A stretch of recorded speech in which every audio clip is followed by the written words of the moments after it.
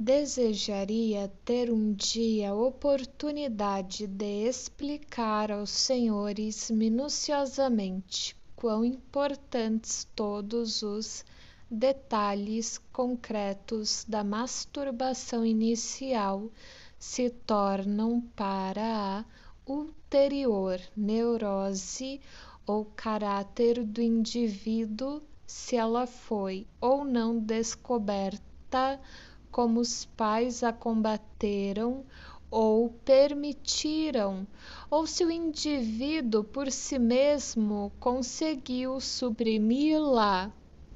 Tudo isso deixa marcas permanentes no seu desenvolvimento. De um modo geral, estou satisfeito, contudo, porque não necessito fazê-lo.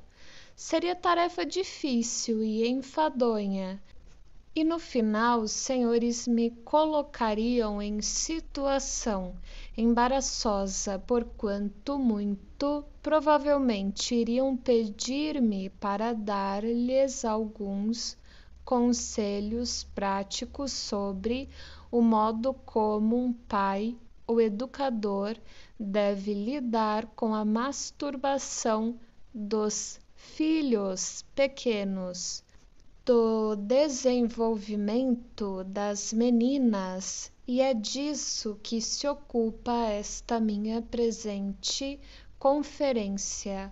Posso dar-lhes o exemplo de uma menina que tenta livrar-se da masturbação. Ela nem sempre o consegue. Se a inveja do pênis suscitou um poderoso impulso contra a masturbação clitoridiana, e esta não o bastante se recusa a desaparecer, trava-se uma violenta luta pela liberação, na qual a própria menina assume, por assim dizer, o papel de sua mãe, disposta, e dá expressão a toda a sua insatisfação com seu clitóris inferior, em seus esforços contra a obtenção de satisfação a partir dele. Muitos anos depois, quando sua atividade masturbatória há muito já fora suprimida, ainda persiste algum interesse, o qual deve ser interpretado como defesa contra uma tentação ainda temida. Manifesta-se na emergência de simpatia por aqueles a quem são atribuídas dificuldades parecidas. Desempenha o papel de motivo para contrair casamento e realmente pode determinar a escolha de um marido ou amante. Suprimir a masturbação infantil não é verdadeiramente uma tarefa fácil ou destituída de importância. Paralelamente ao abandono da masturbação clitoridiana, renuncia-se a uma determinada soma de atividade. Predomina agora a passividade e o voltar-se da menina para seu pai. Realiza-se com o auxílio de impulsos instintuais passivos. Os senhores podem verificar que semelhante sinuosidade no desenvolvimento, o qual remove a atividade fálica, prepara o caminho para a feminilidade. Se no decurso desse desenvolvimento não se perdem demasiados elementos através da repressão, essa feminilidade pode vir a ser normal.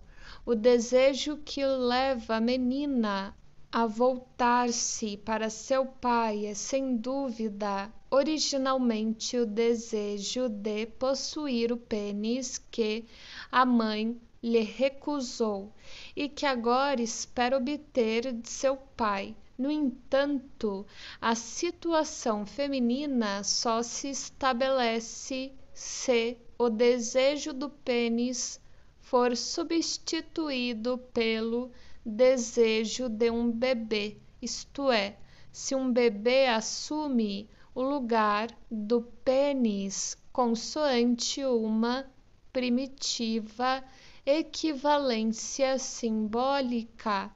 Não nos passou despercebido o fato de que a mesma desejou um bebê anteriormente na fase fálica não perturbada. Este era naturalmente o significado de ela brincar com bonecas. Todavia, esse brinquedo não era de fato expressão de sua feminilidade. Serviu como identificação com sua mãe, com a intenção de substituir a atividade pela passividade. Ela estava desempenhando o papel de sua mãe e a boneca era ela própria. A menina agora, ela podia fazer com o bebê tudo o que sua mãe costumava fazer com ela. Não é senão com o surgimento do desejo de ter um pênis que a boneca bebê se torna um bebê, obtido de seu pai, e de acordo com isso, o objetivo do mais intenso desejo feminino. Sua felicidade é grande se, depois disso, esse desejo de ter um bebê se concretiza na realidade.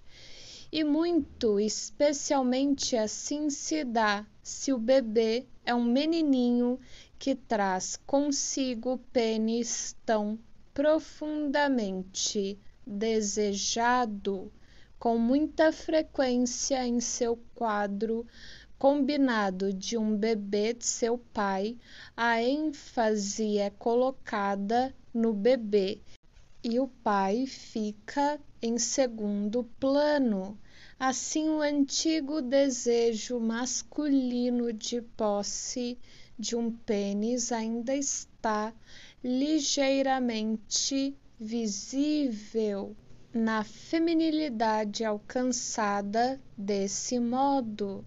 Talvez devêssemos identificar esse desejo do pênis como sendo, par excellence, um desejo feminino, com a transferência para o pai do desejo de um pênis bebê. A menina inicia a situação do complexo de Édipo, a hostilidade contra sua mãe, que não precisa ser novamente criada, agora se intensifica muito, de vez que esta se torna rival da menina, rival que recebe do pai tudo o que dele deseja.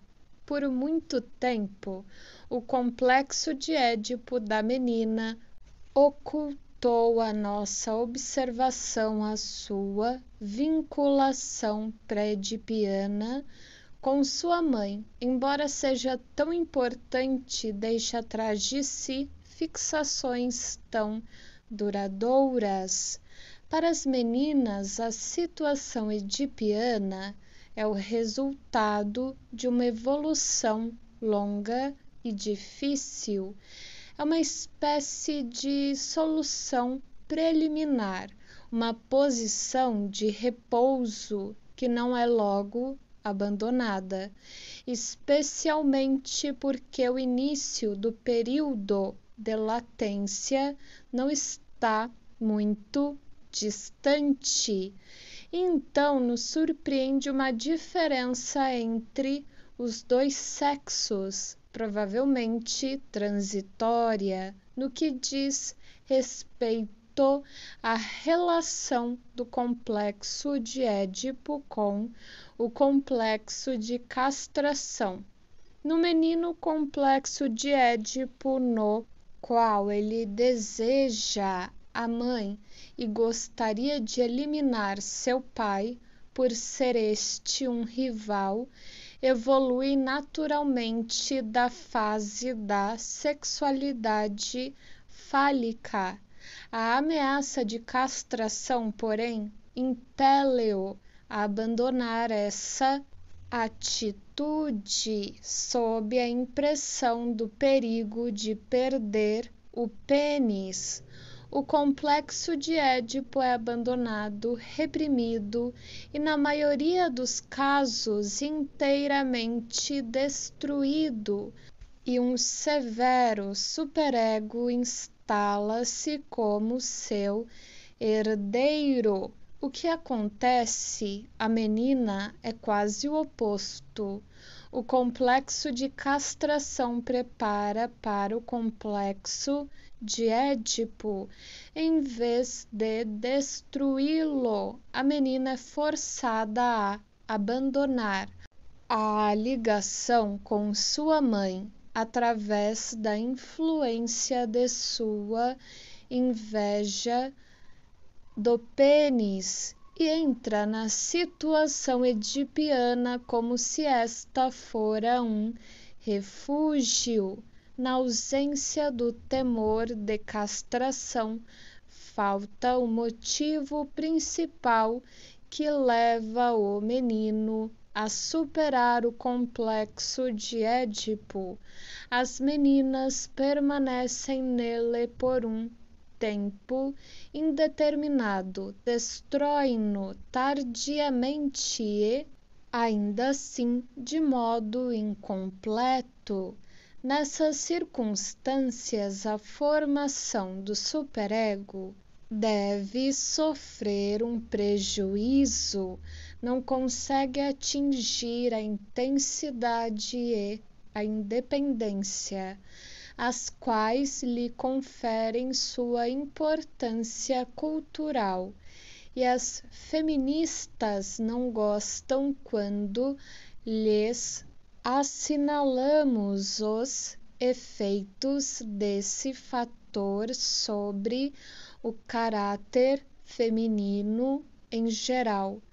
Voltemos um pouco atrás. Mencionamos anteriormente como segunda reação possível face à descoberta da castração feminina, o desenvolvimento de um intenso complexo de masculinidade. Com isto, queremos dizer que a menina se recusa, digamos, a reconhecer o fato indesejado e desafiantemente rebelde, até exagera sua masculinidade prévia, apega-se à sua atividade clitoridiana e refugia-se numa identificação com sua mãe fálica ou com seu pai. Que será que decide em favor de um tal desfecho? Só podemos supor que é um fator constitucional, uma quantidade maior de atividade, tal como geralmente é característico do homem, seja como for a essência desse processo, é que nesse ponto do desenvolvimento evita-se a afluência da passividade, que abre caminho à mudança rumo à feminilidade. O máximo de realização de semelhante complexo de masculinidade pareceria ser a influência sobre a escolha de um objeto no sentido do homossexualismo manifesto. A experiência analítica realmente nos ensina que o homossexualismo feminino raramente ou nunca é continuação direta da masculinidade infantil.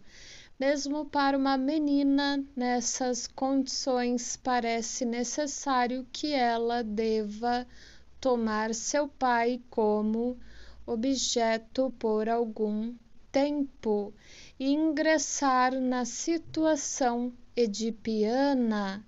Depois, contudo, em consequência do inevitável desapontamento com o pai, é forçada a regressar a seu complexo de masculinidade anterior. A importância desses desapontamentos não deve ser exagerada.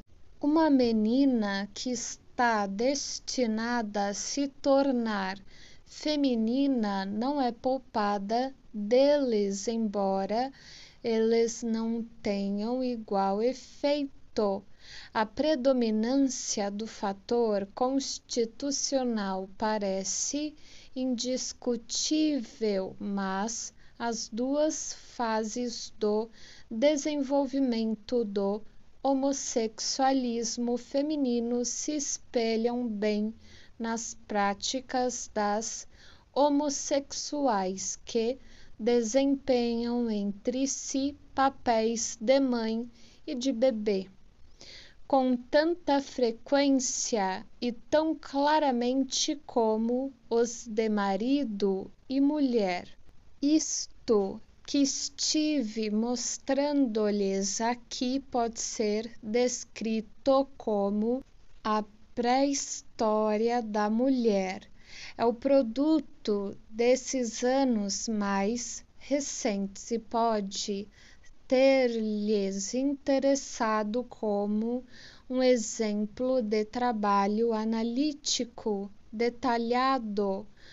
Como seu tema é a mulher, proponho-me nesta ocasião mencionar o nome de algumas das mulheres que fizeram valiosas contribuições a esta investigação.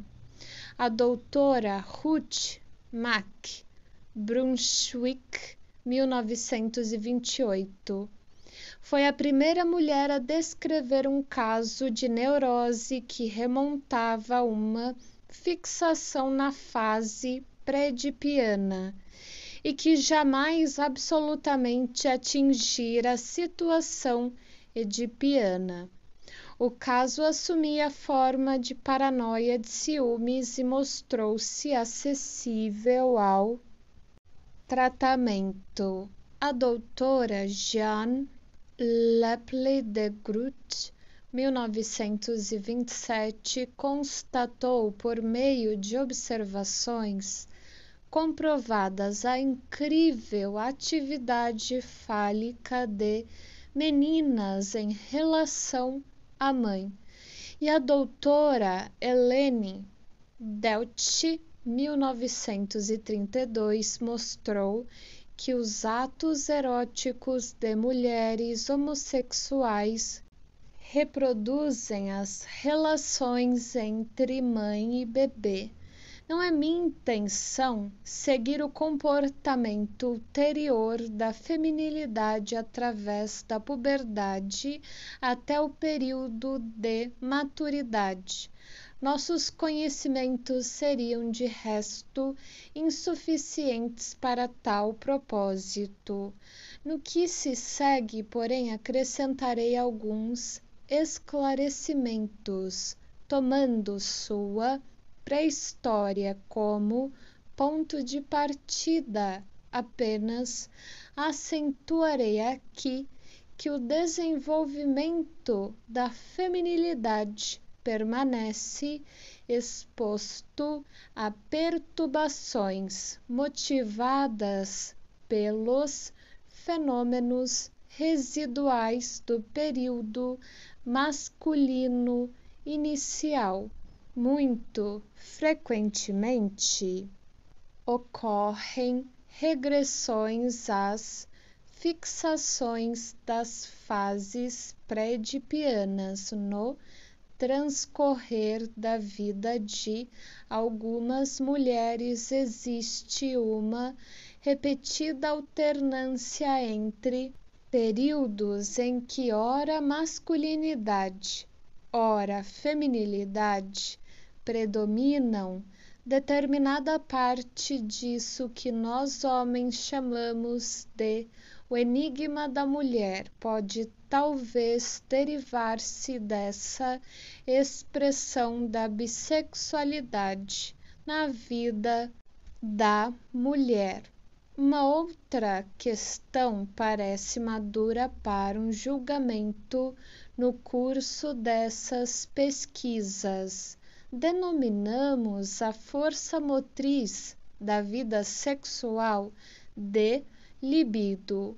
A vida sexual é dominada pela polaridade masculino/feminino. Assim, insinua-se a ideia de considerarmos a relação da libido com essa antítese. Não seria surpreendente se verificasse ter cada sexualidade a sua libido especial apropriada para si, de forma que um tipo de libido perseguiria as finalidades de uma vida sexual masculina e um outro tipo as finalidades de uma vida sexual feminina, mas nada disso procede. Existe apenas uma libido que tanto serve às funções sexuais masculinas como às femininas. A libido como tal não podemos atribuir nenhum sexo. Se consoante a convencional equação atividade e masculinidade, nos inclinamos a qualificá-la como masculina, devemos não esquecer que ela também engloba tendências com uma finalidade passiva. Mesmo assim, a justaposição libido feminina não tem qualquer justificação. Ademais, temos a impressão de que maior coerção foi aplicada à libido quando ela é moldada para servir à função feminina e de que, falando teleologicamente, a natureza tem em menor conta as suas exigências referentes a essa função do que as da masculinidade.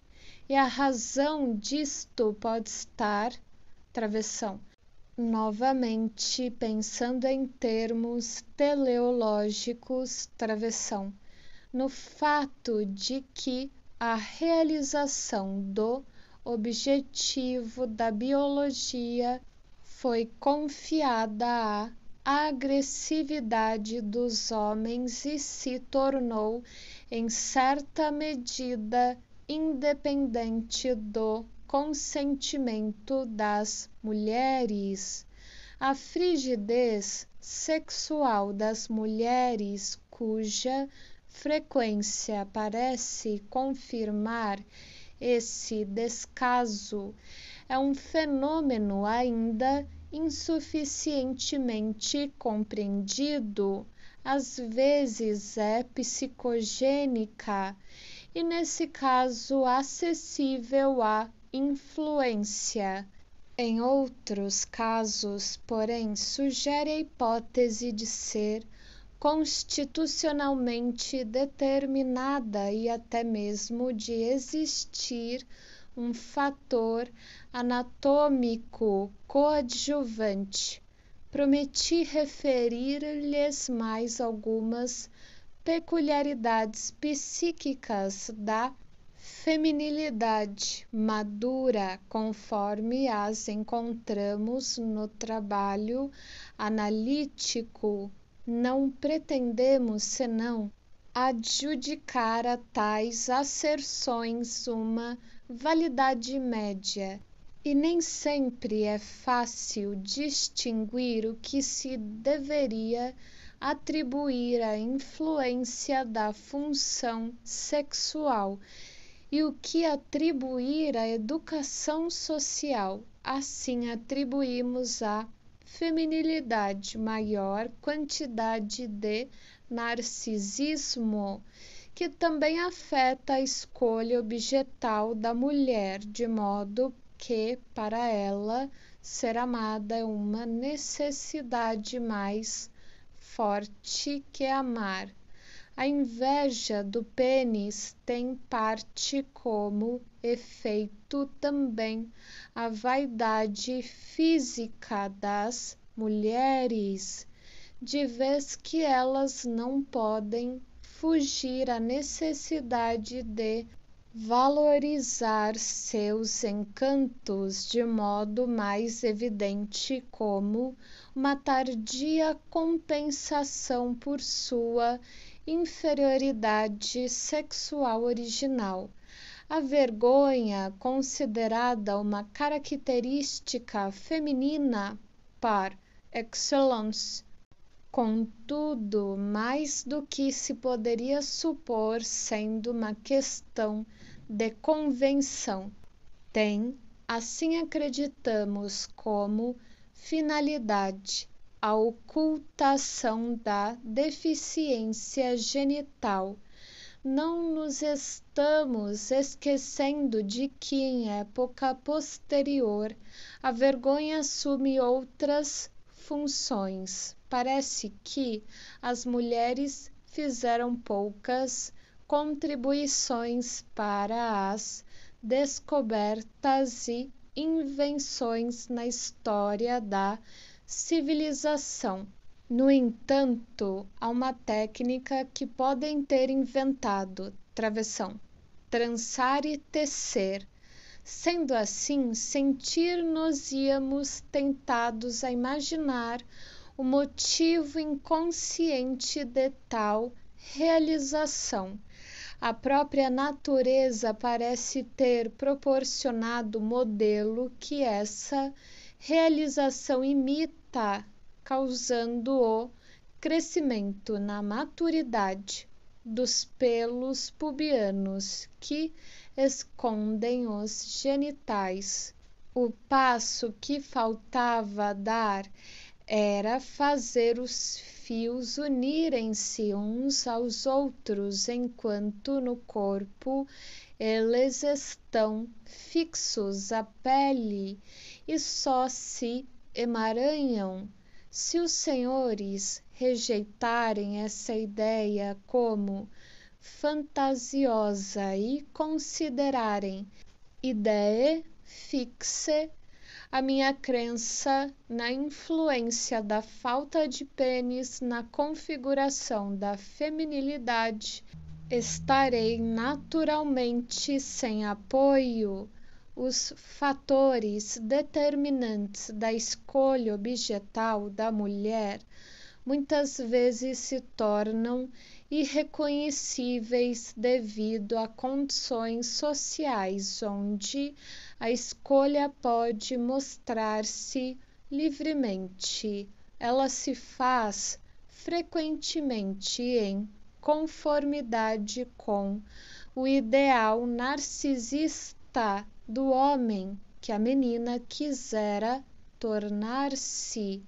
Se a menina permaneceu vinculada a seu pai, isto é, no complexo de Édipo, sua escolha se faz segundo o tipo paterno, de vez que, quando se afastou da mãe e se voltou para o pai, permaneceu a hostilidade de sua relação ambivalente com a mãe.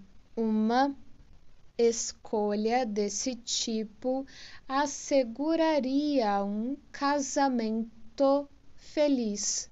Muito frequentemente, porém, o resultado é de molde a representar uma ameaça geral à solução do conflito devido à ambivalência.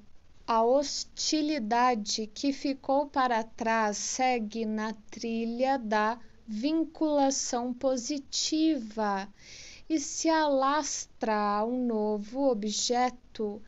O marido da mulher, inicialmente herdado por ela do pai, após algum tempo se torna também o herdeiro da mãe.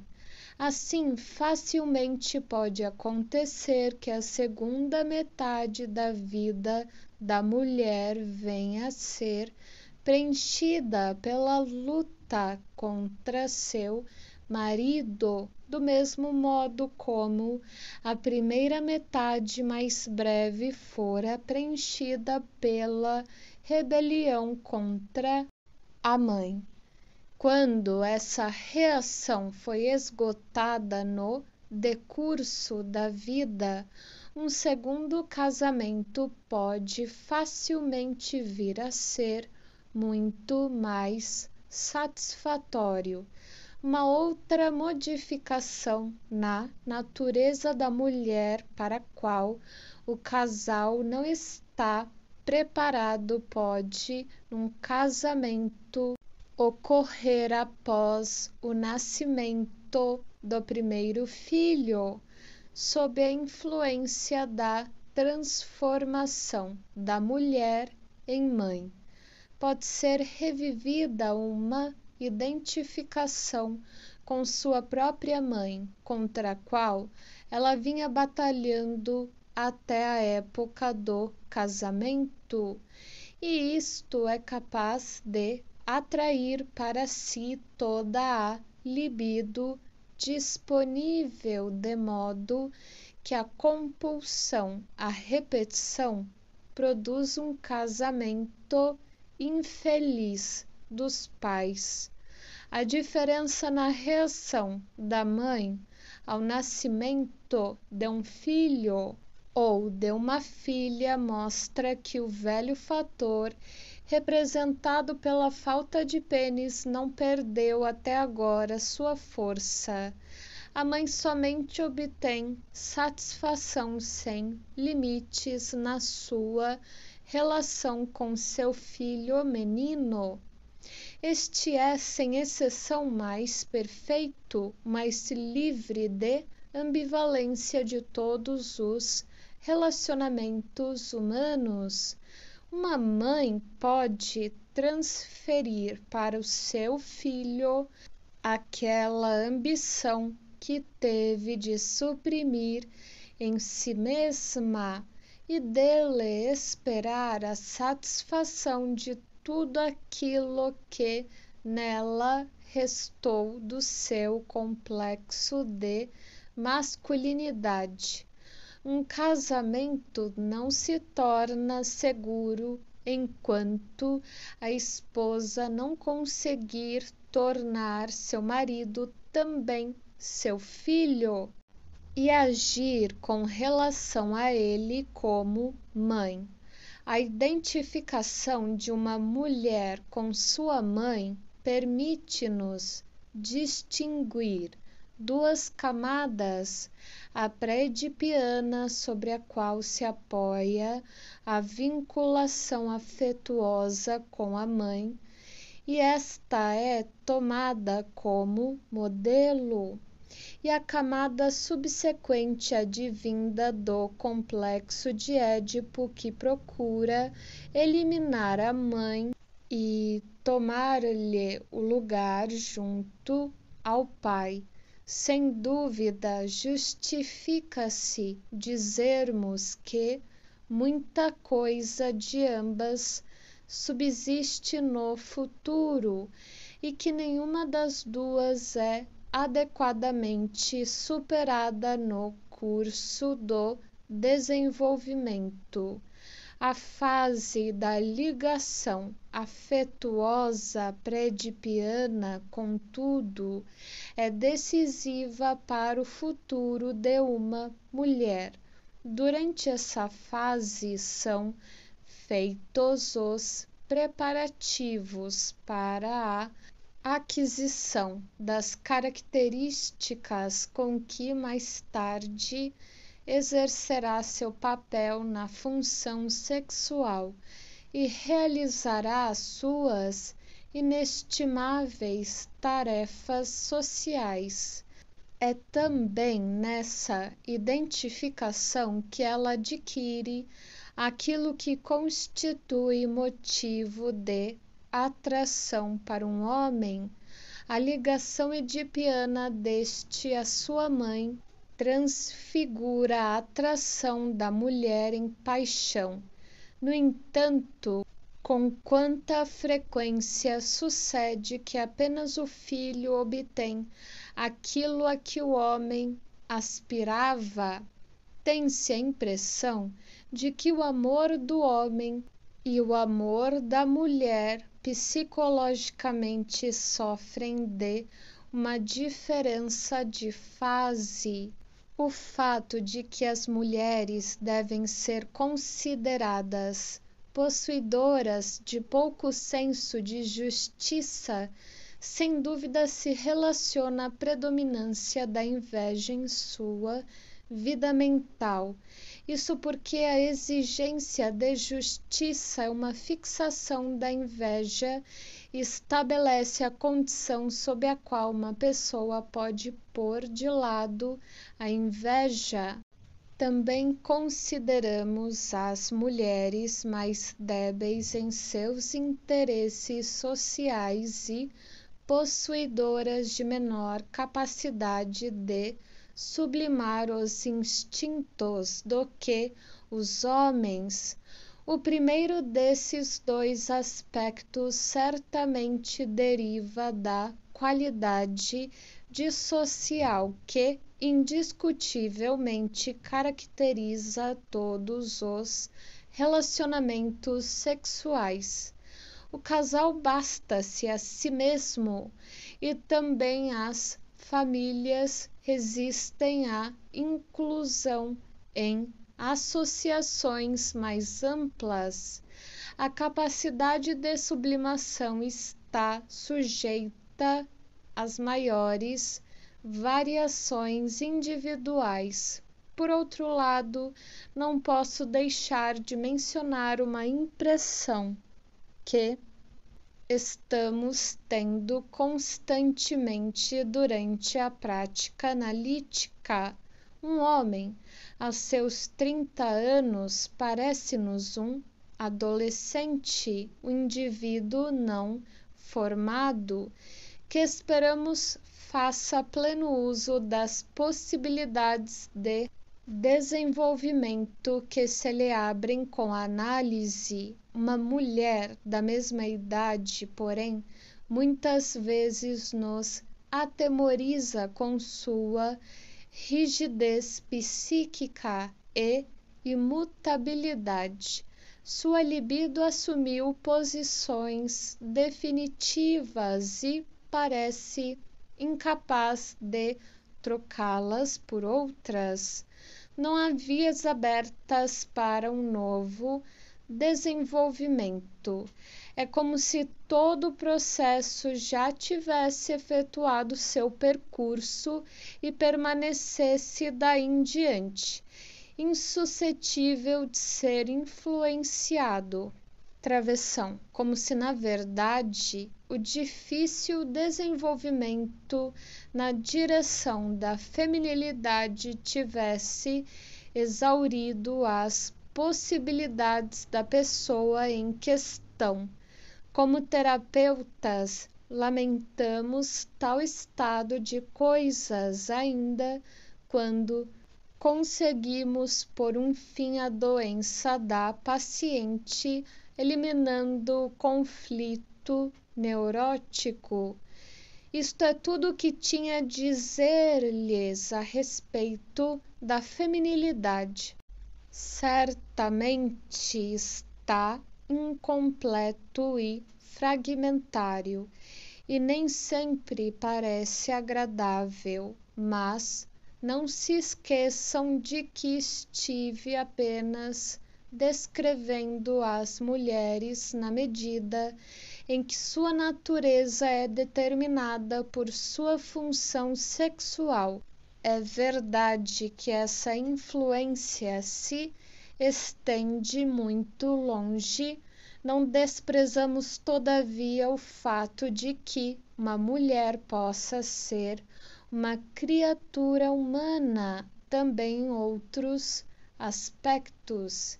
Se desejarem saber mais a respeito da feminilidade, indaguem da própria experiência de vida dos senhores ou consultem os poetas ou aguardem até que a ciência possa dar-lhes informações mais profundas e mais coerentes.